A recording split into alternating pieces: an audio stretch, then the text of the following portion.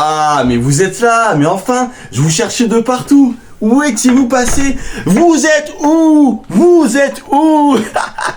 J'espère que vous avez la rêve de cette phrase masterclass. En tout cas, Ohayo gozaimasu minasai. J'espère que vous allez bien. Aujourd'hui, nouvelle vidéo. On va parler de quoi? De tous les petits rituels qu'on se donne et qu'on se met quand on est en voiture, quand on prend le volant. C'est des choses que moi je fais à chaque fois. Je pense que je ne suis pas le seul à le faire. Et on est plein à le faire. Et aujourd'hui, on va en parler. Déjà, point numéro 1. Le sac à dos. Mais oui, le sac à dos. Nos affaires personnelles. Pourquoi, quand on rentre dans la voiture, on vérifie nos affaires, si on a tout bien nos papiers, carte bleue, clé de maison, etc. Tout ce qu'il nous faut avant de partir, on vérifie, on pose le sac, mais on fait ça 3 à 4 fois pour être sûr de ne rien avoir oublié alors qu'on a déjà vérifié en fait. C'est une dinguerie, ça se passe exactement comme ça. Ah, c'est bon, j'ai bien tout vérifié. Hop, allez, on peut partir. Mais t'es sûr que t'as bien tout vérifié? Moi, je pense que t'as oublié ton portefeuille, hein. Ta carte bleue, si tu l'as pas, tu fais comment? Et si t'as pas ton permis de conduire et que tu fais contrôler, tu fais comment? Hein? Tu m'expliques? On va revérifier. Tac, tac, tac, tac. C'est bon, j'ai tout. On peut y aller. Moi, je suis pas sûr que t'as tout, hein. T'as mal regardé, hein. Hein? T'as mal regardé dans ton sac. Imagine, t'as pris ton portefeuille, mais c'est peut-être pas ton portefeuille. C'est peut-être autre chose que t'as confondu. Donc ça se trouve, ton portefeuille, il est encore à la maison. Je te conseille de revérifier un petit peu quand même, on sait jamais. Mieux vaut trop que pas assez. Après, moi, je dis ça, je dis rien. Hein. Tu fais ce que tu veux. On va revérifier. Non, c'est bon, c'est bon. Cette fois-ci, je suis sûr, j'ai tout. J'ai tout, d'accord? Il y a tout dans mon sac. On peut y aller. Oui, mais tu sais, t'es rentré dans ta voiture tout à l'heure. Imagine, pendant que t'es rentré, ton portefeuille est tombé par terre. Moi, je dis ça, je dis rien. Hein. Après, tu vérifies pas, c'est ton problème. Mais, je te dis juste qu'il y a peut-être ton portefeuille qui est tombé par terre. Tu fais ce que tu veux de cette information. Bon, alors. C'est bon, j'ai vérifié là. On peut y aller. Et là, une fois que t'es parti, tu dis, voyez, c'est bon, je suis parti. Je peux enfin rouler tranquillement, y aller, etc. Et heureusement, quand tu roules, tu sais que tu as toutes tes affaires, donc tu ne revérifies pas. Imaginez si notre cerveau il se remettait en action encore à ce moment-là. Mais ça serait pas possible, ça serait pas possible. Tiens, la fenêtre elle est ouverte là. T'as aéré ta voiture, c'est ça? Ouais, c'est parce qu'en fait il faisait chaud et il me fallait un peu d'air pour la route, etc. Là, je sens l'air passer, c'est beaucoup mieux pour ma conduite. Mais imagine, pendant que t'as aéré, il y a eu du vent et ton portefeuille il s'est envolé par la fenêtre. Hein? Tu veux pas vérifier un peu? Hein? Moi, je dis ça, je dis rien. Hein? Comme je dis à chaque fois, tu fais ce que tu veux de cette information. Et peut-être qu'en aérant, moi, je pense que ton portefeuille s'est envolé. Il est sorti de ton sac et il s'est envolé. Après, je dis ça, je dis rien. Et après, une fois que tu es arrivé à destination, que tu es sorti de ton véhicule, qu'est-ce que tu dois faire? Il faut le fermer, bien évidemment. Et c'est les mêmes choses qui se répètent encore et encore. C'est une boucle infinie, infernale. T'es là, tu fermes ta voiture et ça recommence. T'as pas oublié de fermer le coffre, t'as pas oublié de fermer tes portes, du coup tu vérifies 3 fois avant d'y aller. C'est fou, mais j'en suis sûr, je suis pas le seul à faire ça, on est plusieurs à faire ça. D'ailleurs, j'avais vu une stratégie sur internet, c'est tout ce que tu fais, tu le dis à voix haute. Ça permet, en gros, ça conditionne entre guillemets ton cerveau pour pas qu'il se dise ah tiens t'as pas fait ça, t'as pas fait ça, t'as pas fait ça, parce que tu l'as dit à haute voix, donc tu t'es entendu le dire, donc tu sais que tu as fait les choses qu'il fallait. Et voilà. Testez de votre côté, j'ai testé du mien, ça marche très bien, mais testez de votre côté, je vous incite énormément à faire ça, ça peut vous aider. Maintenant, les autres choses que je fais quand je suis dans ma voiture, c'est très simple, c'est quand je vais d'un point A à un point B, avant de partir, je fais un signe de croix. Et quand je suis arrivé à mon point B de destination, je refais un signe de croix pour remercier Jésus, remercier Dieu que je sois bien arrivé en un seul morceau et vivant à mon point B. Et le tout début, quand je suis à mon point A, le signe de croix, c'est pour confier ma route et mon trajet au Seigneur. Pour être sûr qu'il ne m'arrive rien. Parce que les gens ne savent tellement pas conduire certains, que tu dis à n'importe quel moment il peut y avoir un accident. Déjà, dans ma voiture, ce que j'ai mis, déjà il y a un chapelet, déjà, voilà. Et il y a une médaille de Saint-Christophe, qui est Saint Patron des voyageurs. Comme ça, j'assure un maximum ma protection. Je mets ça dans ma voiture, je fais mon signe de croix, je fais ma prière, et je suis sûr d'arriver en un seul morceau à mon point B.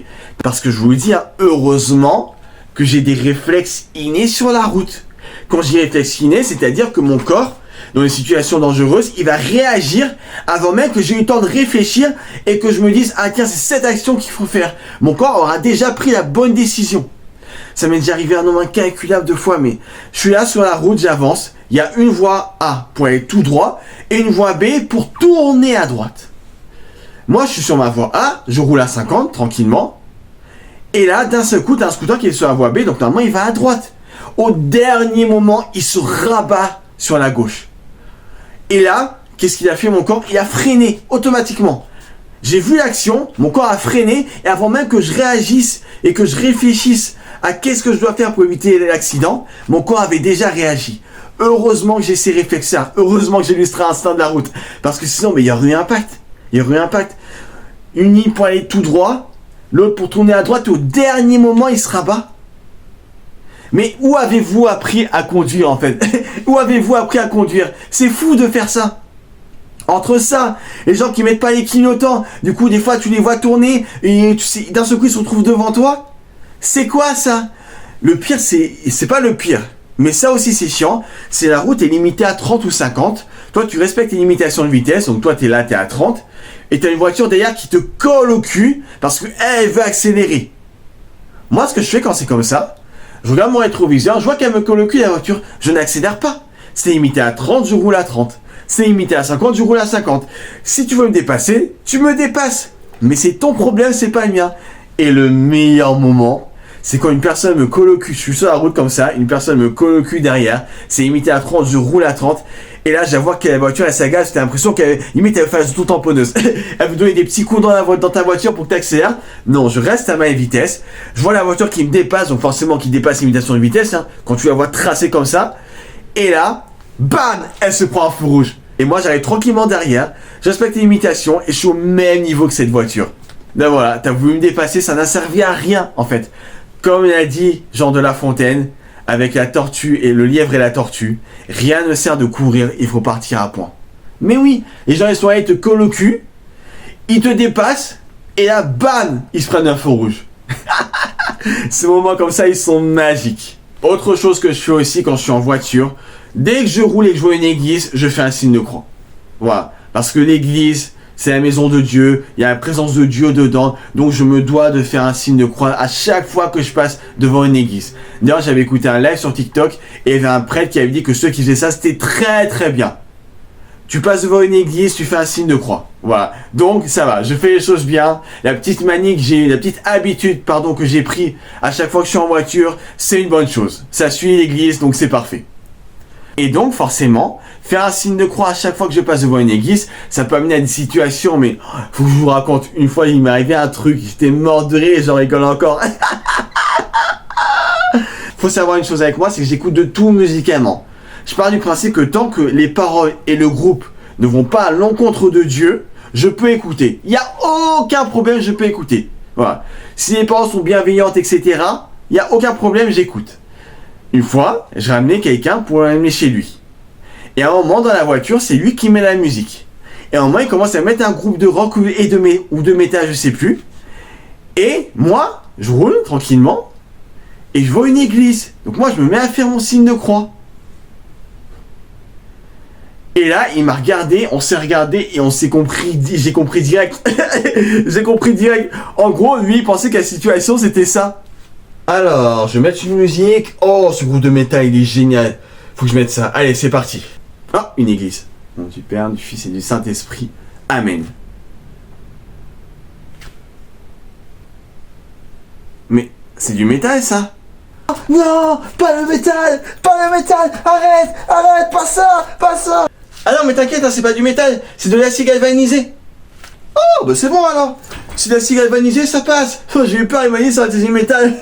Ouh, tu m'as fait peur là, mais oh là, heureusement que c'est de l'acier galvanisé. Non, t'inquiète. En gros, il pensait que j'avais fait mon signe de croix pour me protéger de sa musique de métal. Et après, je lui ai expliqué. Je lui ai dit non, mais t'inquiète. En fait, dès que je passe devant une église, je fais un signe de croix. C'est mon rituel, en fait. C'est mes habitudes que j'ai prises. Et on a rigolé, mais... La situation, t'es là, tu mets une musique de métal et tu fais ton signe de croix. Et lui, il pense que tu fais ça pour contrer sa musique en mode oula, il met du métal, lui. Ah, il va ramener Satan dans la voiture. Ah, je veux me protéger. Il faut que je me protège. Amen, amen, amen. Enfin bref, c'est tout ce que j'avais à dire sur ce sujet. Voilà, ces petites habitudes et petits points que j'ai quand je suis en voiture. Dites-moi les vôtres dans les commentaires. Sur ce, on se retrouve pour une prochaine vidéo. Sayonara.